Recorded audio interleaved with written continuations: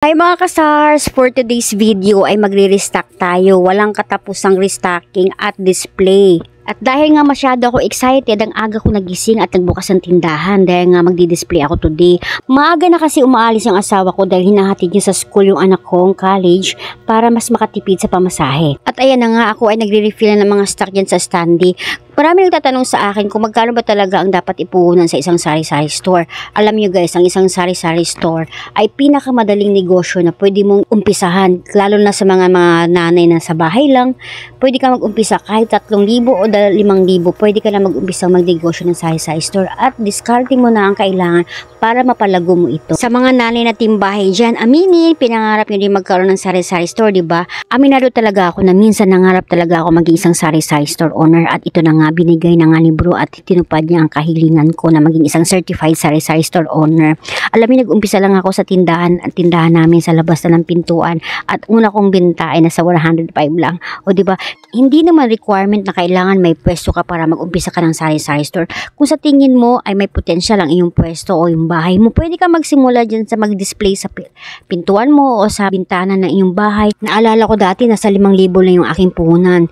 Inuna ko lang talaga yung mga basic needs ng isang tao kagaya ng gatas, kape, Milo, kasama na dyan yung noodles, itlog, at sabon, Colgate, yan, mga suka, toyo, at sinama ko na rin yung mga dilata. Sa mga dilata naman, isang pares lang. Kumbaga sa isang brand, 2, green at saka red. Ganon din sa corn beef, 2 pares lang din. At bumili din ako ng kalahating sakong bigas kasi yun lang talaga kasya ng budget. At isang tray ng itlog. Sinama ko na rin yung konting chichirya, ayan, mga basic needs kagaya mga diaper. At yun na inuna ko guys, mga basic needs na kailangan ng tao. At the following week, doon ako nagdagdag ng mga soft drinks at saka sigarilyo. Unti-unti guys ay napalago ko kahit papano yung aking tindahan at certified tendera na talaga ako for mag 4 years na. 4 years na to be exact, last October 19 kasi nag-start ako 2019.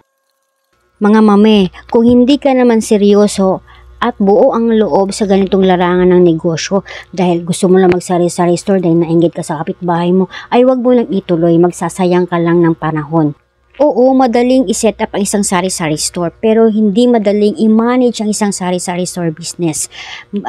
Marami kang dapat isakripisyo. Unang-una na dyan, mawawalan ka ng oras sa mga kaibigan mo. Kung mahilig kayong gumimik, mababawasan yun.